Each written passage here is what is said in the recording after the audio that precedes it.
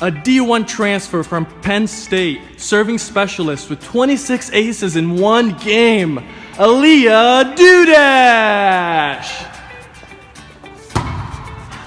Weighing in 256 pounds, 6'6", Rookie of the Year with 400 digs in a total career, Allie Breckenridge.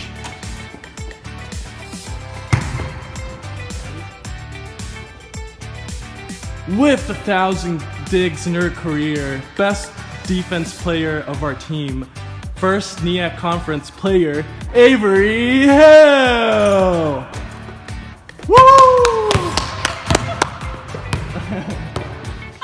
With 256 aces in her career, she's the fastest jump server in the NEAC right now. Welcome, Jessie Sasir. With 1,000 kills in her career, vertical of 56 inches, she's the best outside hitter in the state, Heidi Allen! With only one stat to his name and assists that hit off his head, our warmest bench player and water boy, JP Neary.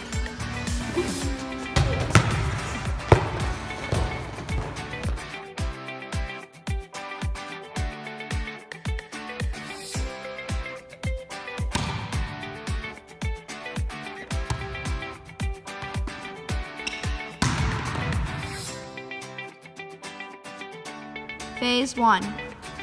Phase 1 starting position. Phase 1 ending position.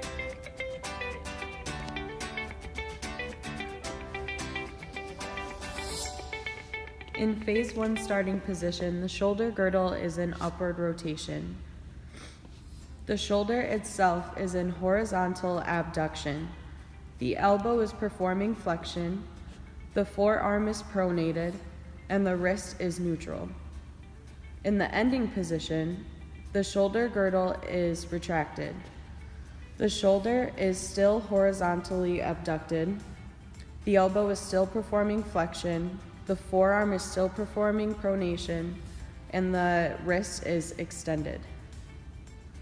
For the motion of the shoulder girdle, it is upward rotation and retraction. This is a concentric contraction performed by the upward rotators. The shoulder motion is horizontal abduction. This is a concentric contraction and is performed by the flexors. The elbow has no motion, which means it's an isometric contraction, which is performed by the flexors. The forearm also has no motion, which is an isometric contraction and is performed by the supinators. The wrist motion is extension. It is a concentric contraction performed by the extensors. And that is Phase 1 starting and ending position. Phase 2. Phase 2 starting position. Phase 2 ending position. The starting position for Phase 2, the shoulder girdle is retracted. The shoulder is horizontal abducted. The elbow is flexed, the forearm is pronated, and the wrist is extended. And for the ending position of Phase 2, the shoulder girdle is protracted, the shoulder is extended, the elbow is also extended, your forearm is still pronated, and the wrist is neutral position. And then the joint motion for the shoulder girdle is protraction, the contraction type is concentric, the prime movers are the retractors. The shoulder, the motion is extension, the contraction type is eccentric, and the prime movers are the flexors. The elbow, the motion is extension, the contraction type is eccentric, and the prime movers are the flexors. For the forearm, the motion is pronation, the contraction type is isometric, and the prime mover groups are the supinators.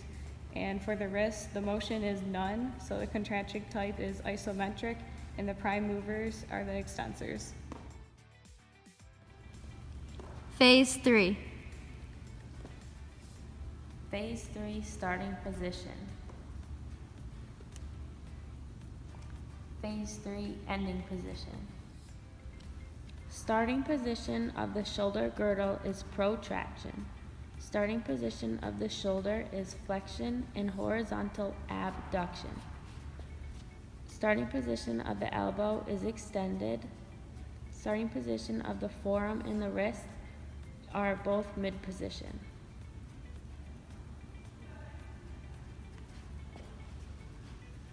Ending position of the shoulder girdle is protraction. Ending position of the shoulder is flexion and horizontal adduction. Ending position of the elbow is extended. Ending position of both the forearm and the wrist are mid-position.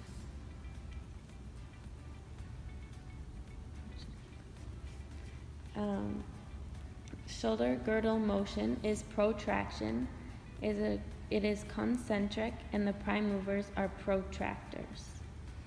The motion of the shoulder is horizontal adduction. It's also concentric and the prime movers are the horizontal adductors. The motion of the elbow is extension. It is isometric and the prime movers are the extensors. The motion of the forearm, there's no motion, it's isometric and the prime movers are the pronators. The motion of the wrist is no motion, it is isometric and the prime movers are the ulnar deviators. Phase 4. Phase 4, starting position. Phase 4, ending position. For the starting position, the shoulder girdle is protraction. The shoulder is flexion. The elbow is extension. The forearm is in mid position and the wrist is in mid position. For the ending position, the shoulder is protraction and upward rotation. The shoulder is flexion. The elbow is extension. The forearm is mid position and the wrist is ulnar deviation. The motion for the shoulder girdle is protraction and upward rotation. The contraction type is concentric and the prime mover is the protractors and upward rotators. For the shoulder, the motion is flexion, it's concentric, and the prime movers are the flexors. For the elbow, there is no motion, it is isometric, and the prime movers are the extensors. The forearm is no motion, isometric, and the prime movers are pronators. The wrist motion is ulnar deviation, it's eccentric, and the prime movers is radial deviators. Phase 5. Phase number 5, starting position. Ending position. For the starting position of the shoulder girdle, it would be retracted. For the shoulder, it would be hyperextended. For the elbow, it would be extended. For the forearm, it would be mid position. And for the wrist, it would be neutral. For the ending position, the shoulder girdle would be retracted. The shoulder would be horizontally abducted. The elbow would be flexed. The forearm would be pronated, and the wrist would be neutral. For the shoulder girdle motion, it would be retraction with a concentric contraction and the prime movers being the retractors. For the shoulder motion, it would be horizontal abduction with a concentric contraction and the prime movers being the horizontal abductors. For the elbow, the motion would be flexion with a concentric contraction and the prime movers being the flexors. For the forearm, the motion would be pronation with a concentric contraction and the prime movers being the pronators. For the wrist, the motion would be none with an isometric contraction and the prime movers being the radial deviators.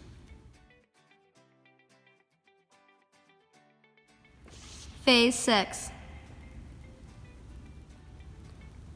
Phase 6, starting position. Phase 6, ending position. Phase 6, starting position. The shoulder girdle is retracted. The shoulder is horizontally abducted. The elbow is flexed. The forearm is pronated. And the wrist is neutral.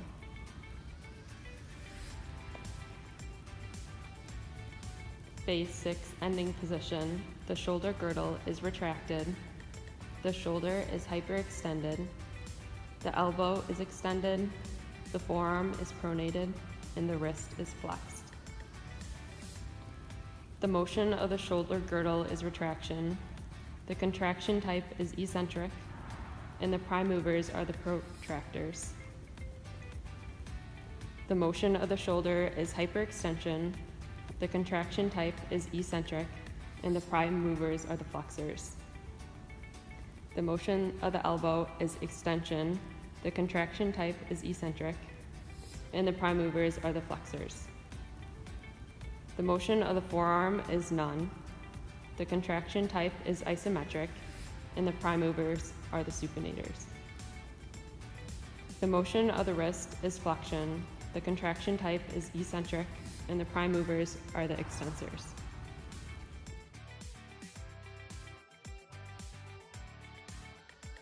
Phase 5.